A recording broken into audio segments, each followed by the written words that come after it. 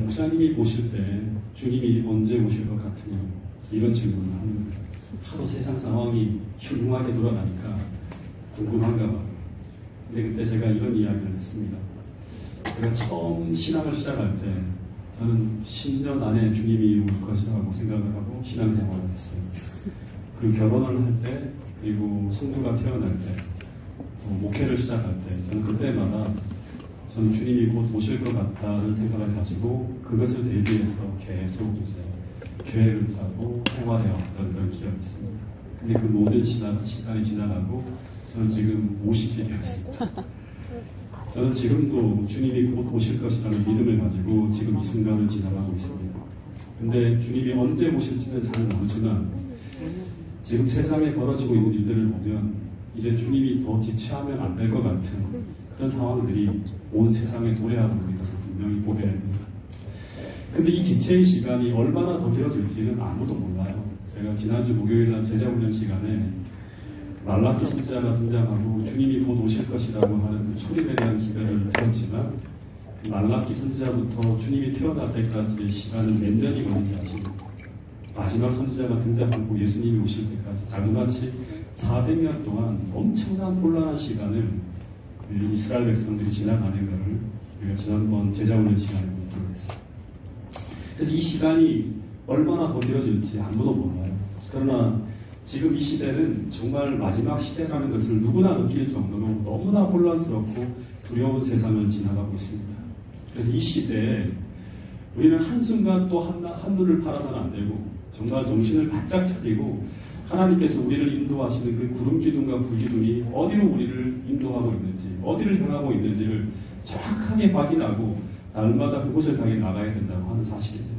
더하여서 우리가 하나 더 기억해야 될 것은 무엇인가 하면 우리는 하늘 가나안을 향해 가는 그 과정에서 어떻게 보면 신구약 중간사에 보면 진짜 견딜 수 없는 혼란한 시간이 막 벌어지거든요.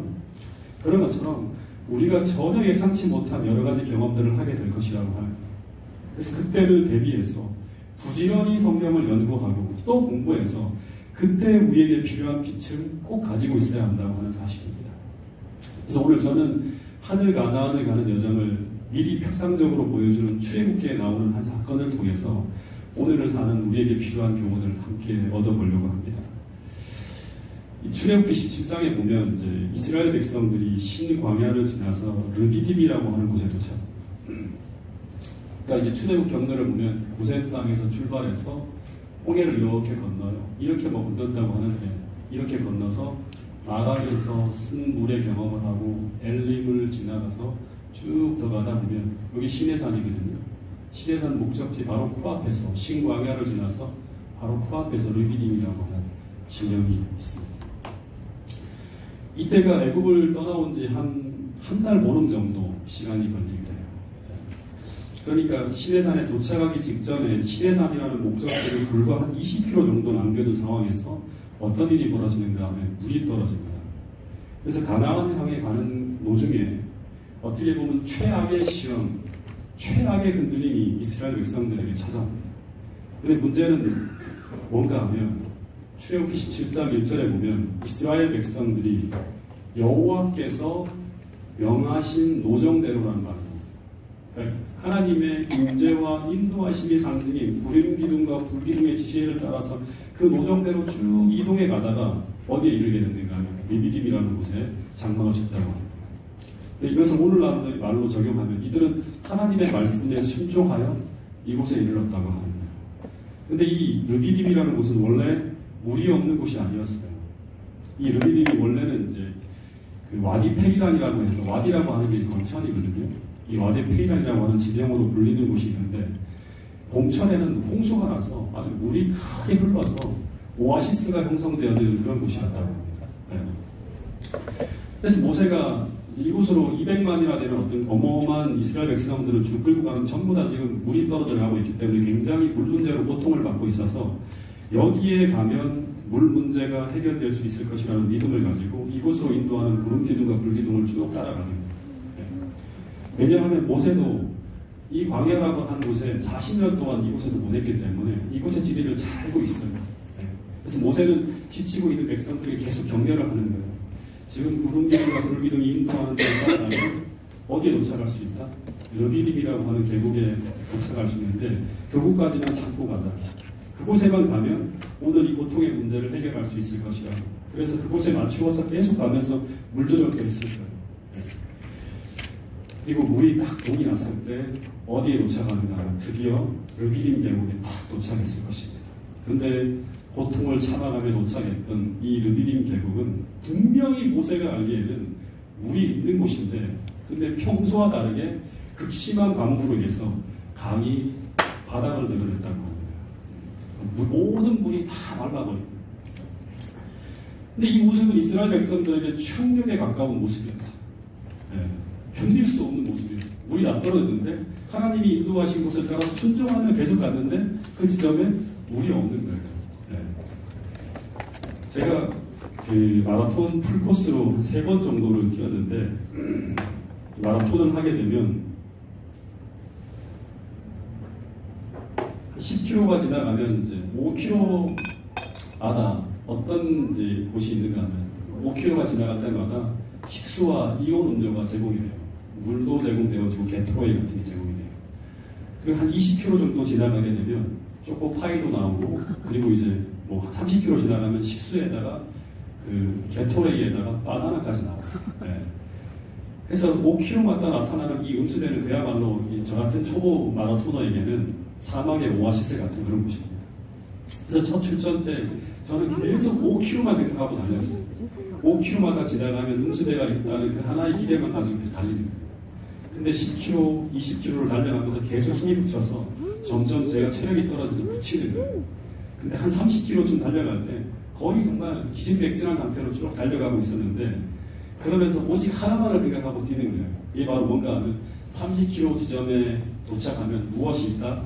음료수와 식수가 있는데 그거 하나만 바라보고 달려가자고 하면서 거의 탈진 상태로 달려가고 있었습니다. 근데 29km를 딱 지나서 21km마다 이 표지가 있거든요. 30km를 알려주는 이제 표지가 딱 보이는 거예요. 그걸 바라보는 순간 정말 사막에서 오아시스를 만난 기분으로 막 모든 막 생명력이 막 살아나고 있는 그런 기분이 드는 거예요. 마치 이스라엘 백성들이 르비딤 계곡에 가까이 다가가고 있었을 때 그들은 그런 기분을 느끼면서 막 갔을 거예요. 근데 이상한 것은 음수대 테이블이 저 멀리에 보이는데요. 테이블 주변에 사람들이 안 보이는 거예요. 그리고 간간히 사람들이 보이는데 전부 다 뭘 하고 있는가 하면 식탁을 막 철수하면서 분주하게 움직이는 모습이 막 보이는 거예요. 알고 보니까 제가 다른 사람들보다 거의 3시간 이상 늦어져서 모든 것이 다 정리되고 있었어요. 근데 그 모습은 마치 사막의 오아시스가 사라지고 있는 모습과 똑같았어요. 근데 그때 제가 느끼는 그 암담함이란 이루 말할 수 없이 컸습니다. 목이 타들어가고 온몸은 탈진 상태인데 근데 물이 있어야 할 그 장소에 물이 없는 것입니다.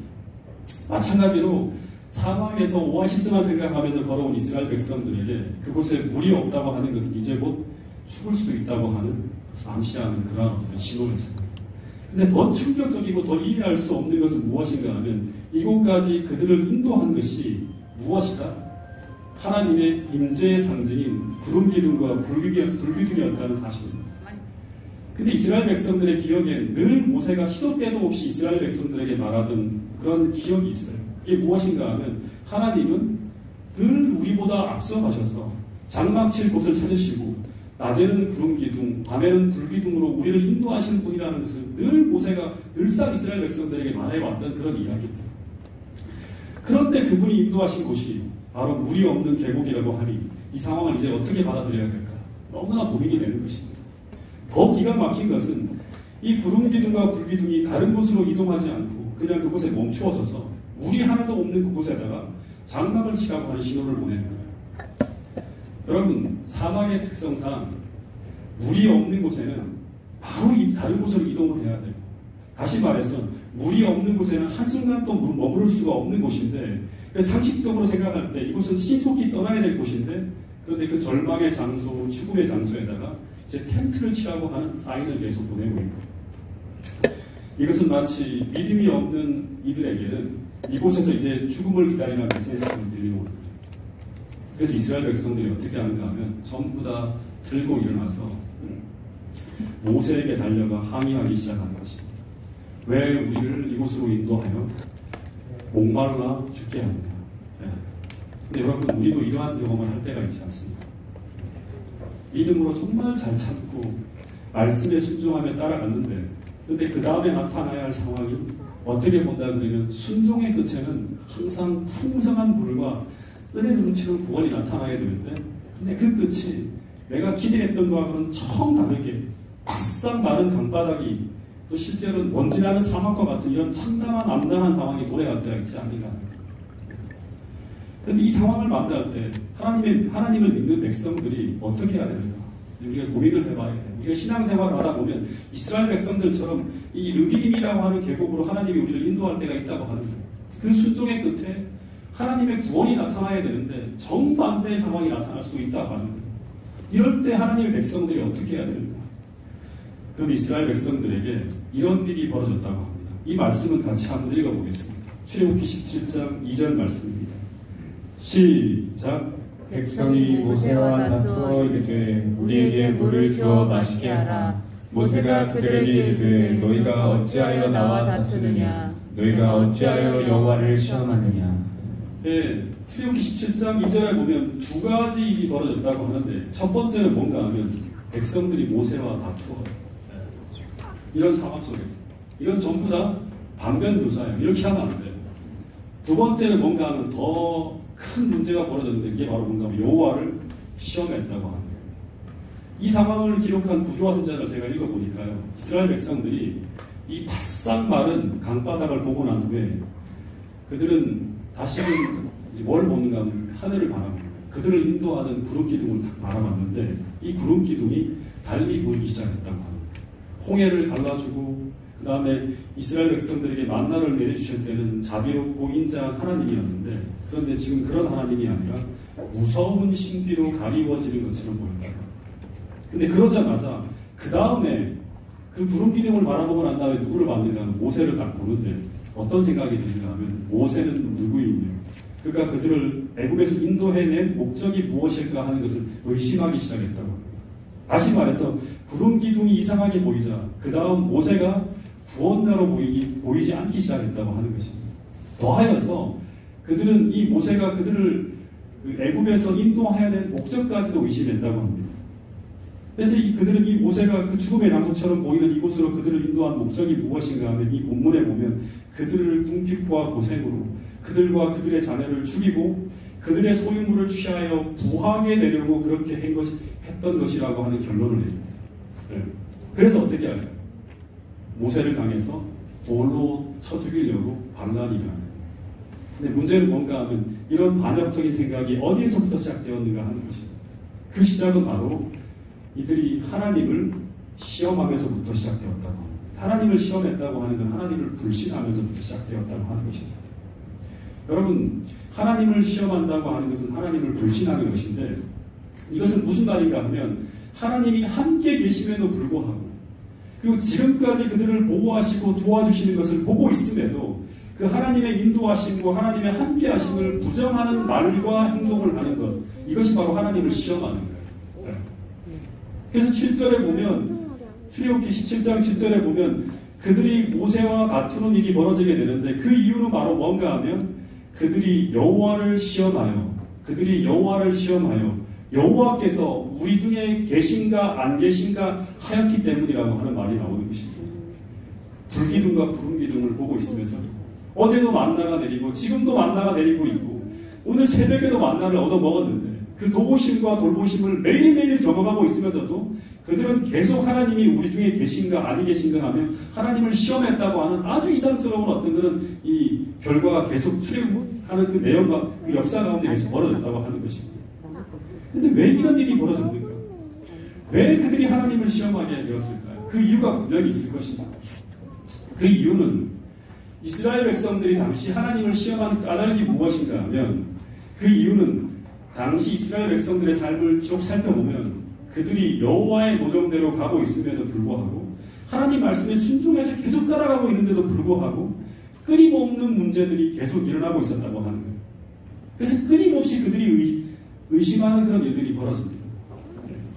왜 우리가 구름기둥과 불기둥을 따라가고 있는데도 왜 자꾸 물의 문제와 식량의 문제, 아말렉의 문제가 계속 끊임없이 나타나는지, 그리고 왜 하나님은 그런 것을 우리를 인도하시는지 당시 이스라엘 백성들은 이해가 되지 않았다고 하는 것입니다. 그래서 그들은 계속 하나님의 선하심을 의심하고 있었고 그리고 그것이 계속 불평과 불만을 통해 나타나고 있었다고 하는 것입니다. 다시 말해서 하나님이 인도하신다면 이런 일은 일어나지 말아야 하는 것이 아닌가 계속 하나님을 시험하면서 의심하면서 따라갔다고 하는 것입니다. 여러분 그런데 오늘 우리도 그런 생각이 들지 않습니다. 왜 내가 하나님의 뜻을 따라 믿음으로 살고 있는데도 불구하고 계속 이런 일이 벌어지고 있지? 이런 의심이 들 때가 있지 않습니까? 근데 신명기에서 모세가 하는 이야기를 가만히 들어보면 이스라엘 백성들이 그 광야에서 겪게 되는 모든 문제들은 무엇이 있었는가 하면 목적이 있었다고 합니다. 다시 말해서 하나님은 목적을 가지고 이 모든 시험을 허락했다고 하는 이야기가 나옵니다. 근데 그 목적이 무엇인가 하면 그 목적은 한마디로 말하면 하나님께서 그 문제를 통해서 우리가 어떤 사람인지를 알려고 하셨다고 하는 거예요.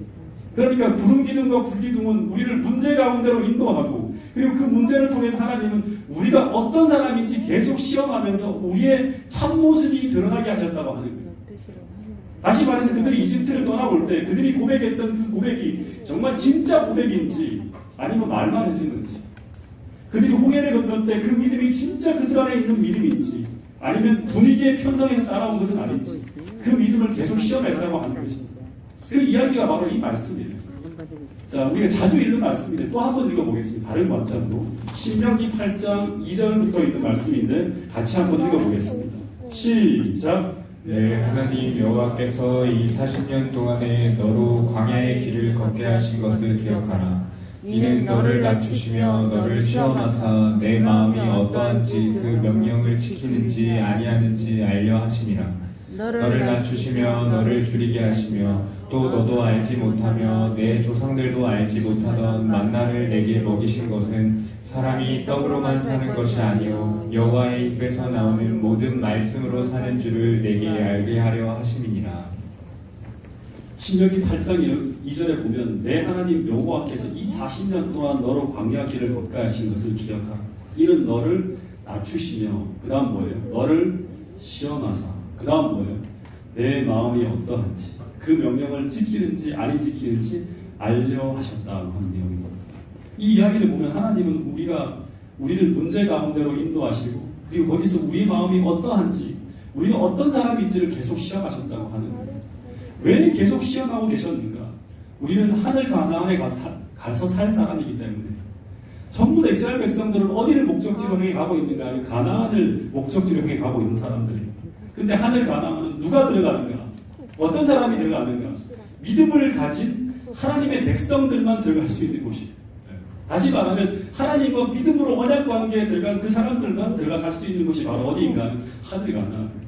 그래서 그 시험을 통해서 우리가 정말 겸손한 마음으로 하나님을 의지하는 사람인지 그리고 정말 우리가 하나님의 계명을 지키는 믿음의 사람인지 그것을 확인하기 위해서 때로는 우리를 줄이게 하시고 목마르게 하시고 우리를 낮추시는 문제 가운데로 인도하셨다고 하는 것입니다. 근데 낮추기만 하신 것이 아니라 우리를 잠시 낮추고 잠시 줄이게 하신 후에 언제나 하나님이 예비하신 풍성한 만나와 시원한 생수를 통한 구원을 경험하게 하셨다고 하는 것이 광야를 걸어간 이스라엘 백성들이 경험한 이 경험의 이야기라고 하는 것입니다. 그래서 잠시 그 주님과 목마름을 통해서 배워야 할 것을 배우고 그리고 그 시험을 통해서 우리의 믿음이 확인되고 최종적으로 증명되어지기만 하면 그 다음은 어떻게 되는가 하면 그 다음은 시험이 끝나는 거예요. 그 다음은 가나안으로 들어가는 것입니다. 그래서 그 믿음을 확인하기 위해서 시험과 문제가 계속 닥쳐오는 것이라고 하는 것입니다. 근데 이것은 하늘 가나안으로 들어가기 직전 오늘 우리들의 삶에 벌어지고 있는 교사 심판이나 재림전 심판도 이와 같은 방법으로 이루어지고 있다고 하는 것을 우리가 기억해야 합니다. 계속 하나님은 오늘 우리가 어떤 사람인지 믿노라고 공언하는 사람이 아니라 진짜 우리 안에 믿음이 있는지를 계속 끊임없는 시험을 통해서 확인하고 있다고 하는 것입니다. 그래서 우리의 믿음이 그 어떤 상황에도 흔들리지 않고 확정되어지고 증명되어진다면 우리는 하늘 본향으로 들어가게 된다고 하는 것입니다. 왜냐하면 하늘 가나안은 누가 들어간다? 믿음을 가진 사람만이 들어가는 곳이기 때문입니다. 여러분 이것을 표상적으로 보여주는 이야기가 바로 출애굽기와 민수기와 신명기 이야기. 이 출애굽의 이야기라고 하는 것입니다. 그래서 출애굽의 이야기는 고린도전서 10장에 보면 말세를 만난 우리에게 마지막 때 말세를 만난 우리에게 무엇으로 쓰여졌다? 경계와 교훈을 위해서 우리에게 쓰여진 책이라고 하는 것입니다. 여러분, 그래서 정말 중요한 교훈 중에 하나는 이 출애굽 이야기를 쭉 살펴보면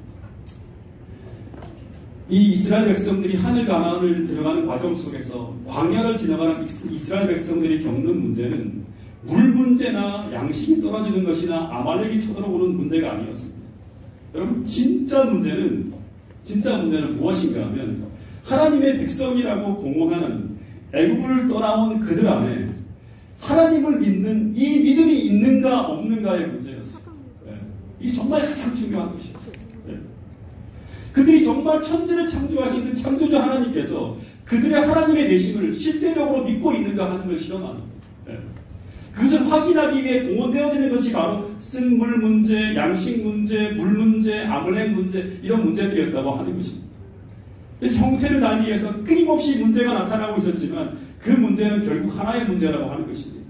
다시 말해서 그 문제는 우리가 어떤 사람인지, 우리에게 정말 믿음이 있는지, 그 믿음을 정밀하게 시험하는 믿음의 문제들이었다고 하는 것을 잊어서는 안 된다고 하는 것입니다. 또 하나, 이 출애굽기와 민수기를 가만히 읽어보면 그 순간 그들에게 닥쳐오는 그 문제 하나하나는 어느 것 하나 광야에서는 스스로 해결할 수 없는 문제였어요. 전부 다 그들이 해결할 수 있는 문제가 아니었어요. 그런 문제들이 계속 끊임없이 허락되어지고 있었다고 하는 것입니다. 여러분, 광야에서 벌어지는 물 문제 그들이 해결할 수 있나요? 못해요. 음식 문제, 무기도 없는 그들에게 닥쳐오는 이 아말렉의 문제, 불뱀의 문제, 전부 그들이 감당할 수 없는 문제들이었어요. 근데 그런 문제들이 계속 벌어지는 거예요. 우리가 마지막 때 하늘 가나안으로 들어가기 직전에도 계속 이런 문제들이 우리에게 닥쳐올 것이라고 하는 것입니다. 근데 중요한 것은 시간이 지나면 그 문제가 해결되어지는 것을 그들은 목격합니다. 근데 어떻게 그들이 그 문제를 해결했는가? 그 이유는 단 하나예요. 그들이 하나님의 인도하심을 따르고 있음을 믿고 있었기 때문이라고 합니다. 그런데 그 믿음의 증거가 무엇인가 하면 그것은 그들이 계속 멈추지 않고 구름 기둥과 불 기둥이 인도하는 대로 순종하며 나가는 것이었어요. 주변에서 어떤 문제가 터지고 어떤 어려움이 닥쳐온다 하더라도 그들이 있어야 할 자리, 그들이 있어야 할 자리를 계속 알려주는 그 구름 기둥과 불 기둥이 머물라고 하는 그 자리에 머물기만 하면, 그 은혜의 자리에 순종하며 머물기만 하면 나머지는 다 하나님이 알아서 해결해 주시는 거예요. 이게 출애굽기의 과정 속에서 계속 반복적으로 벌어지고 있는 모습이었다고 하는 거예요. 여러분, 그래서 그들이 믿을 수만 있다면 버틸 수 있고, 믿을 수만 있다면 기다릴 수 있고, 믿을 수만 있다면 기도할 수 있고, 믿을 수만 있다면 순종할 수 있었다고 하는 거예요. 그러면 문제는 다 해결되는 거예요. 근데 문제는 이 물의 문제나 양식의 문제나 아말렉의 문제나 뱀의 문제가 아니라 수만 가지의 문제는 다 하나의 문제였다고 하는 것입니다. 그것은 오늘 너는 그리스도를 믿고 살아가고 있는 사람이 그 하나의 문제를 끊임없이 시험했다고 하는 것입니다. 여러분, 그래서 그것을 믿을 수만 있다면 우리는 그 죽음의 골짜기, 느기딘 골짜기에서도 텐트를 치라는 그 명령 앞에 순종하여 텐트를 칠 수 있는 것이고, 그리고 그 문제를 하나님 앞에 맡기면서 기도할 수 있다고 하는 것입니다. 근데 반대로 그들이 그것을 믿을 수 없다면 어떻게 될까요? 그들의 전진은 멈추게 될 것이고, 그러면 모든 사람들이 우리는 기만당했다고 생각하면서 모세를 향해 비난과 원망을 쏟아내면서 절망 속에 무너지게 되는 것입니다. 그러면 가나안을 향한 전진은 중단되어지고, 그러면 그들은 진리에서 이탈하여서 다시금 애굽으로 돌아가자고 하는 반역이 일어나는 것입니다. 여러분, 이것을 가지고 우리는 뭐라고 하는가 하면 오늘날 식으로 해석을 하면 흔들림이라고 하는 거예요. 근데 이 흔들림이 벌어질 때마다 수많은 사람들이 죽어나가면서 광야에서 쓰러지는 일들이 벌어집니다. 여러분, 그런데 오늘날에도 이 흔들림이 벌어지고 있나요? 계속 벌어지고 있다고 하는 거예요. 근데 그 흔들림 속에서 우리가 흔들리지 않기 위해서 오늘 우리에게 필요한 것은 단 하나라고 합니다. 그것은 바로 나는 그 어떤 문제 앞에서도 하나님을 신뢰하는 것입니다. 그분이 지금까지도 나를 돌보시며 사랑으로 인도하고 있음을 믿고 믿음으로 그 문제를 가지고 그 문제 앞에 맞서는 거예요. 여러분, 또다시 말합니다. 그리스도인의 삶에 벌어지는 모든 문제는 믿음의 문제이지 환경의 문제가 아니라고 하는 것입니다. 그래서 오늘 우리는 우리의 문제를 단순화시킬 필요가 있습니다. 수만 가지 문제들이 계속 터져나오고 있는데 그 하나하나를 일일이 다 개별 사건처럼 바라보고 대응하다 보면 너무나 혼란스럽고 우리가 감당할 수 없어서 가슴이 터질 것 같은 그런 지경에까지 몰리는 경우도 있을 것이라고 하는 것입니다. 여러분, 코로나 문제 우리가 해결할 수 있는 문제입니까? 해결할 수 없는 문제예요. 먹고 사는 문제, 건강 문제, 직장 문제, 경제 문제, 자녀 문제, 끝도 없는 거대한 문제들이 쏟아져 나오고 있고, 그리고 쏟아져 나오는 문제 하나하나에 매달릴 것이 아니라 우리가 해야 될 길은 하나예요. 답은 이 모든 문제를 전부 어떻게 한다? 하나님께 맡기고, 그리고 그 문제의 모든 해답이 하나님께 있음을 믿는 거예요. 그리고 나는 어떻게 하는가 하면 그 문제가 아니라 오늘도 구름 기둥과 불 기둥이 인도하는 대로, 그 말씀이 인도하는 대로 묵묵하게 따라가기만 하면 되는 거예요. 내가 할 수 있는 것이 무엇인가를 살피고 그 문제만을 바라보는 것이 아니라 하나님께서 나를 인도하시는 그 방법대로 오늘도 순종하며 걸어가는 것입니다. 그러면 그 전까지만 하더라도 압박감에 숨이 터질 것 같은 상황이 순식간에 풀려지면서 마음의 평안함이 찾아오고, 그리고 감당할 수 있겠다는 든든함이 찾아오면서 때로는 순식간에 환경이 변화되어지고 물이 쏟아지고 만나가 내려지는 상황이 도래하기도 한다고 하는 것입니다. 이것이 바로 출애굽기의 이야기예요.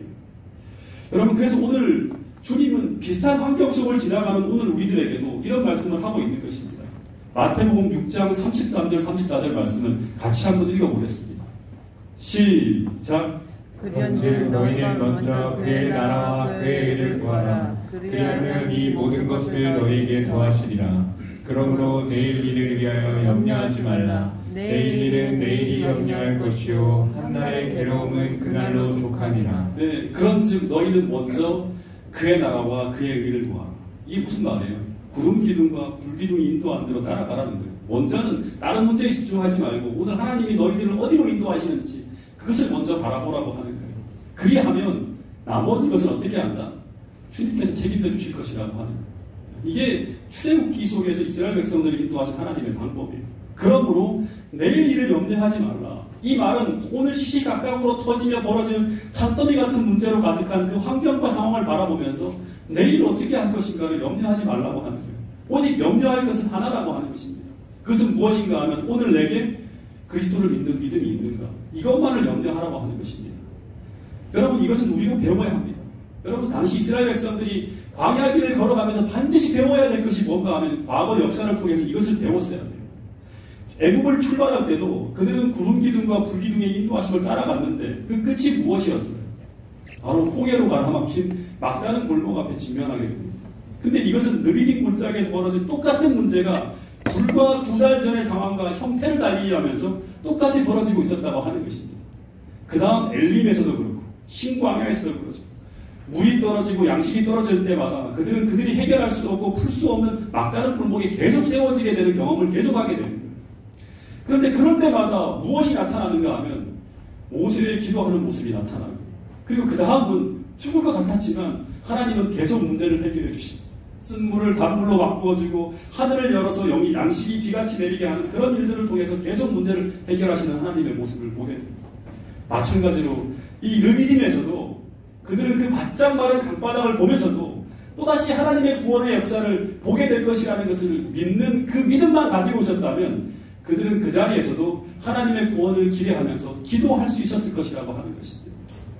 여러분, 이후 가데스 바네아에서 벌어진 12정탐꾼의 문제도 형태만 다르게 하고 같은 문제, 동일한 문제였다고 하는 것입니다. 그들은 도저히 스스로 해결할 수 없는 이 난공불락의 거인과 맞서 싸워야 하는 믿음의 문제 앞에 딱 서게 됩니다. 근데 이 문제를 믿음으로 넘어서지 못하면 그들은 계속 같은 문제 앞에서 계속 똑같은 증상이 나타나는데 그것이 무엇인가 하면 계속 하나님을 시험하는 거예요. 여러분, 문제를 만날 때마다, 코너에 몰릴 때마다 계속 하나님이 정말 우리와 함께 계신 것이 맞는가? 정말 하나님께서 우리를 인도하고 계시는가? 아니면 우리가 속고 있는 것이 아닌가? 이런 불신이 계속 말을 통해서, 행동을 통해서 나타나고 있었다고 하는 것입니다. 여러분, 근데 성경을 보면 이런 증상이 나타날 때마다 그 하나님을 시험하는 그 모습은 그들로 하여금 계속 그들의 믿음을 잃어버리게 만들고 그들을 영적으로 나약하게 만들었다고 하는 것이 구조화투자에 보면 나오는 내용입니다.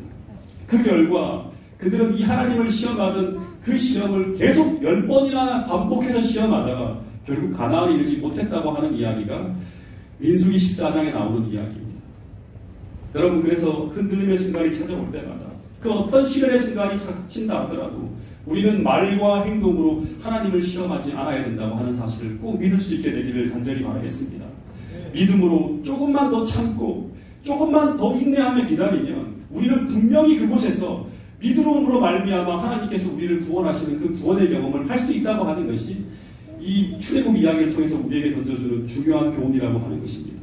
여러분, 근데 마찬가지로 마지막 시대를 살아가는 우리들에게도 하나님은 무엇을 말씀하고 있는가 하면 성도들의 인내가 여기 있나, 끝까지 참아야 할 순간이 계속 온다고 하는 것입니다. 우리가 코너에 몰릴 때마다 그 순간에도 계속 구름 기둥과 불 기둥을 바라보고 하나님께서 인도하시는 그 말씀을 바라보면서 순종하는 자들은 반드시 믿음으로 말미암은 구원을 경험하게 된다고 하나님은 말씀하고 있다고 하는 것입니다. 여러분, 오늘 우리가 하나님의 인도하시는 말씀을 따라 걷고 있다면 어떠한 경우에도 하나님은 여러분 곁에서 여러분을 떠나지 않는다고 하는 사실을 꼭 믿게 되기를 간절히 바라겠습니다.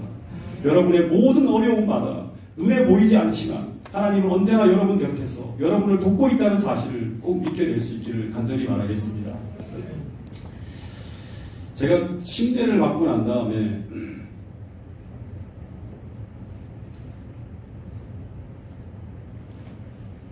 (2년) 만에 제가 군에를 들어갔는데, 근데 군에서 안식일 문제로 막 투쟁할 때 그 자대에서 이제 대대장 면담 시간이 있고 중대장 면담 시간이 있었는데, 저는 입대 전부터 좀 그런 버릇이 있어갖고 먼저 시나리오를 다 그립니다. 먼저 군에 갔다 왔던 선배들 얘기를 쭉 듣고 난 다음에 이들이 어떻게 안식일 문제를 해결했는지를 다 머릿속으로 그려보고 난 다음에 나도 이런 경험들을 하게 되겠다는 생각을 하고 시나리오를 짜가지고 들어갔어요. 그래서 대대장 면담 시간, 중대장 면담 시간마다 먼저 제 신앙을 이렇게 이제 얘기하고, 그리고 제가 이런 사람이라고, 그리고 안식일을 지켜야 될 것을 언제나 이야기했어요. 근데 그때마다 대대장님과 이 중대장님이 긍정적으로 고려하겠다고 말씀을 하시는 거예요. 근데 제 생각에는 이 문제가 아주 쉽게, 의외로 쉽게 해결될 거라는 기대를 가지고 있었어요. 근데 그렇게 계속 기도하면서 순종하며 따라가고 있었는데, 근데 이상한 방향으로 문제가 흐르기 시작합니다. 그래서 바로 제가 정말 만나기 싫었던 사람, 너무나 두려워서 제발 그 전에 안식일 문제가 해결해달라고 계속 기대했던 인사계를 만나게 되는 시나리오가 쭉 만들어집니다. 근데 이 부대원들이 모두 다 두려워하는 사람이 누군가 하면 인사계예요. 그 사람은 성질이 아주, 오늘날로 말하면 좀 이렇게 이런 표현이 좀 더럽다고 얘기할까, 아주 불같은 성질을 가지고 있는 사람. 자신이 뜻대로 안 되면 중대장도 통제가 안 된다.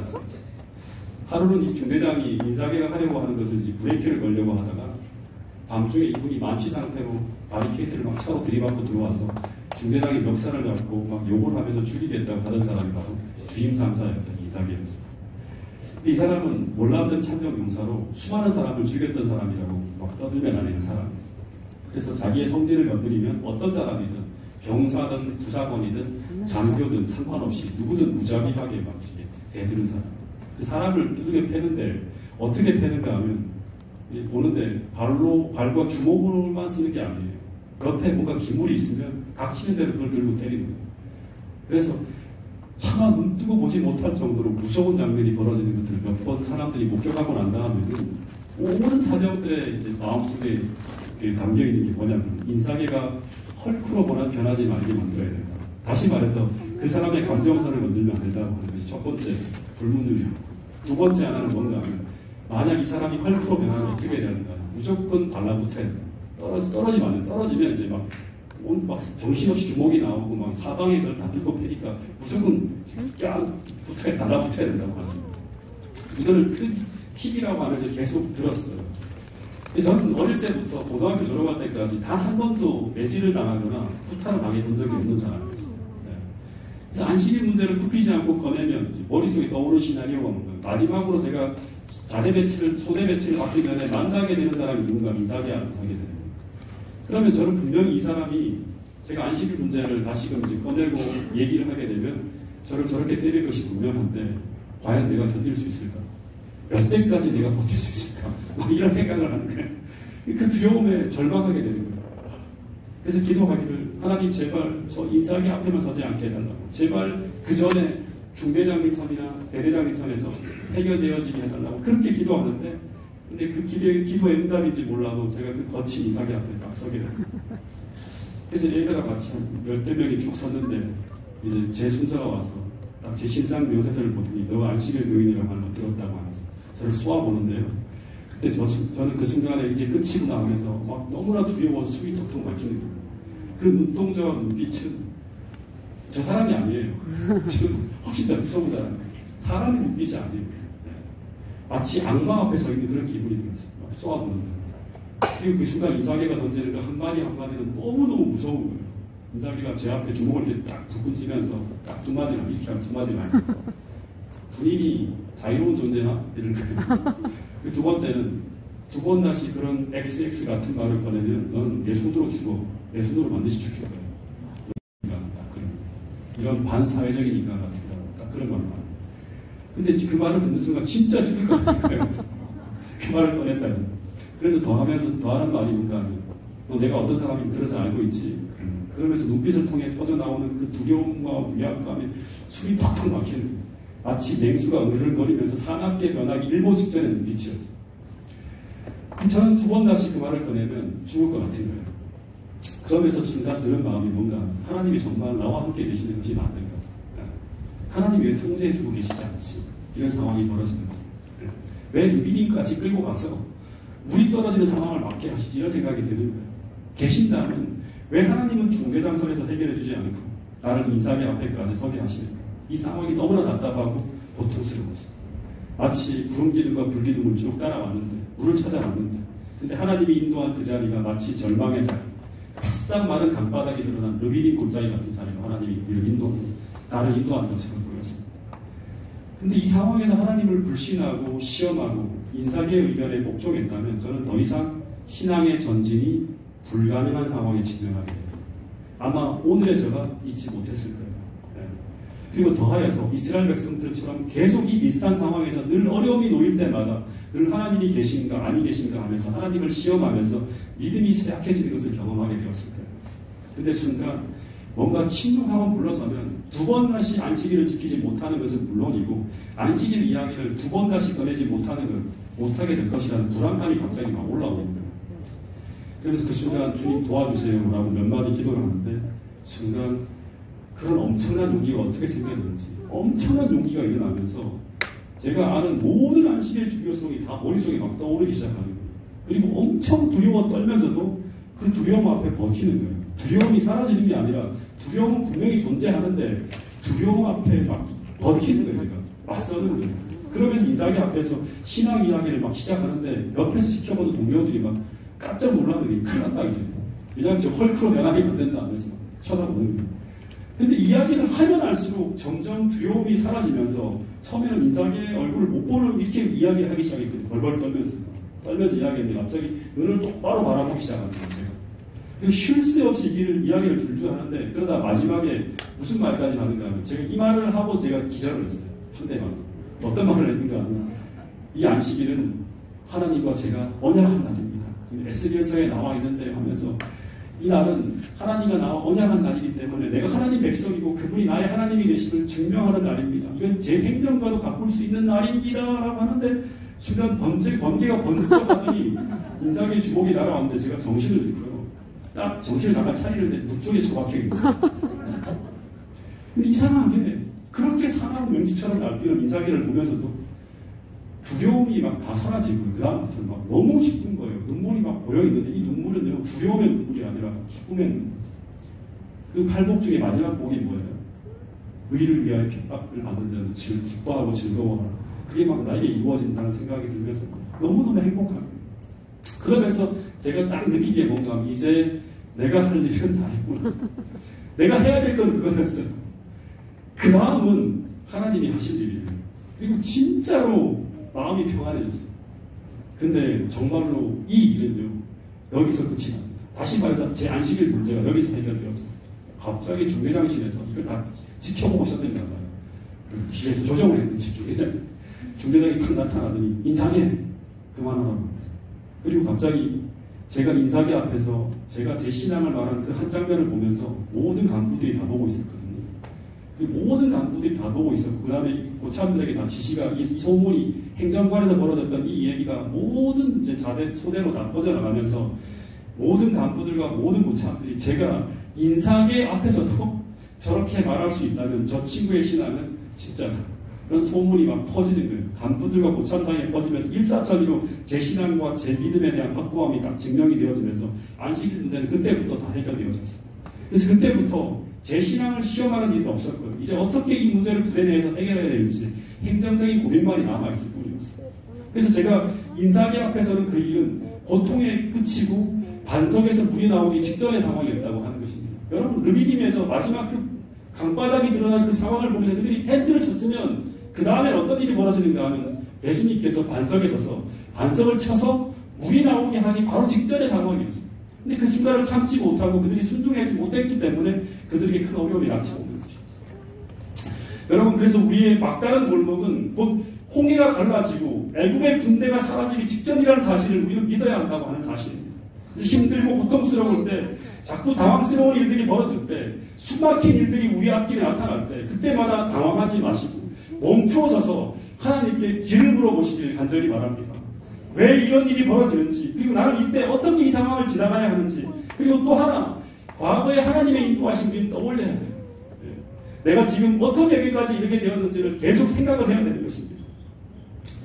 제가 동작에 있을 때 이 독서 토론회라는 것을 계속 했는데요. 그때 이 C.S. 루이스라는 사람이 쓴 순전한 기독교라는 책에 보면 이런 말이 나옵니다. 사람은 가르쳐야 할 때보다 어떤 때가 더 많다? 기억시켜야 할 때가 더 많다는 글이 있습니다. 여러분, 이스라엘 백성들이 문제가 터질 때마다 만약 조금만 더 침착하게 뒤를 돌아다보며 그들의 지나온 길을 기억할 수 있었다면 그들은 절대 믿음을 잃어버리지 않았을 것이라고 하는 것입니다. 여러분, 성경에 보면 이런 패턴은 수도 없이 등장하고 있습니다. 여러분, 다니엘의 세 친구가 순종하고 또 순종함에 따라간 그 끝이 어딘가 하면 풀무풀 앞이었다고 하는 거예요. 순종하고 순종하면서 계속 계명을 지키고 기도하는데 그 끝이 어딘가 하면 풀무풀 앞에 이 풀무풀 속에 들어가는 것이었어요. 그리고 다니엘이 순종하고 순종함에 따라간 그 끝이 어딘가 하면 사자굴 속이었다고 하는 것입니다. 아브라함이 순종함에 따라간 그 끝은 어디입니까? 모리아산 꼭대기 이삭을 죽여야만 하는 절망의 순간이었다고 하는 것입니다. 다시 말해서 그들이 기도하며 순종함에 따라간 그 끝이 모두 강바닥에 드러난 르비딤 골짜기와 같은 곳이었다고 하는 것입니다. 근데 거기서 그들이 한 번 더 순종했을 때 그들은 그 죽음의 장소인 풀무풀 속에서도 함께 하시는 하나님을 만나게 되고 사자굴 속에서도 그리고 모리아산 꼭대기에서도 그들은 여호와 이레 하나님을 만나게 되었다고 하는 사실입니다. 그리고 그들은 그 하나님을 만남으로 그들의 그 모든 문제가 해결되어지는 것을 경험하게 됩니다. 신상 경배의 문제, 다니엘의 기도의 문제, 이삭의 죽음의 문제까지 모든 문제가 그곳에서 해결되어지는 것을 그들은 경험했다고 하는 사실입니다. 여러분, 이제 잠시 눈을 감고 기도하는 시간을 갖도록 하겠습니다. 여러분 중에 혹시 지금 여러분이 직면한 상황이 이런 르비딤 골짜기의 막다른 골목과 같은 곳에 여러분의 상황에 처해 있는 분이 혹 계실지 모르겠습니다. 그렇다면 지금은 여러분을 그 강바닥이 드러난 마치 물 한 방울 없는 그 르비딤 골짜기로 인도하신 그 이유를, 그 하나님의 목적을 지금은 잘 모르지만 그러나 성경을 통해서 하나 우리가 확실히 해명할 수 있는 것은 무엇인가 하면 그곳이 혹시 우리의 모든 문제를 해결할 장소일 수도 있다고 하는 사실을 기억할 수 있기를 바랍니다. 그래서 눈에 보이는 곳에 속으면 안 되고 그곳이 아무리 최악의 상황처럼 느껴질지라도 그것으로 인도하신 하나님의 인도하심을 우리 모두가 믿을 수 있게 되기를 간절히 바라겠습니다.